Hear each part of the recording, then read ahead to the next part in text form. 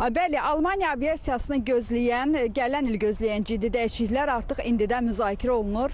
Böyük aviaşirkətlərin məlumatına görə 2026-cı ildə Almaniyada, xüsusilə də ölkə daxili istiqamətlərdə aviasiya reyslərinin sayında ciddi azalma planlaşdırılır. Federal Hava Nəqliyyatı Assosiasiyasının proqnozlarına əsasən ölkədə hava daşımalarının həcmi pandemiyadan əvvəlki 2019-cu il səviyyəsinin cəmi təxminən 89%-nə çatacaq. Əsas səbəb aviaşirkətlərin xərclərinin artırılmasıdır. Qeyd edim ki, Almaniya Avropada ən böyük aviasiya vergiləri və rüsumları olan ölkələrdən biridir. Təkcə son bir il ərzində hava limanlarında xidmət haqları, uçuş təhlükəsizliyi və naviqasiya rüsumları artıb.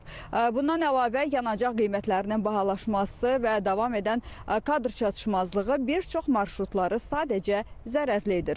Və Alman aviasiyasının flaqmanı Lufthansa şirkəti artıq təsdiqləyir ki, 2026-cı ildə Almaniya daxilində həftəlik təxminən 50 reys ləğv olunacaq. Ümumilikdə isə bütün şəbəkə üzrə azalma həftədə 100 reysə qədər olacaq. Və bu azalma əsasən iri şəhərlər Frankfurt, München, Hamburg və Berlin arasındakı istiqamətlərə təsir edəcək.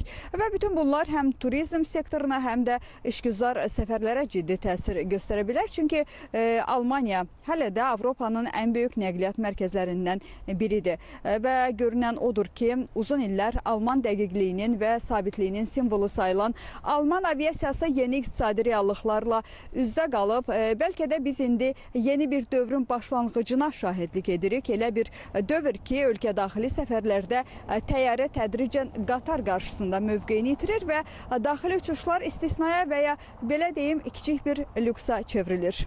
Belə çatdıracaqlarım bu qədər. Buyurun, söz sizdə.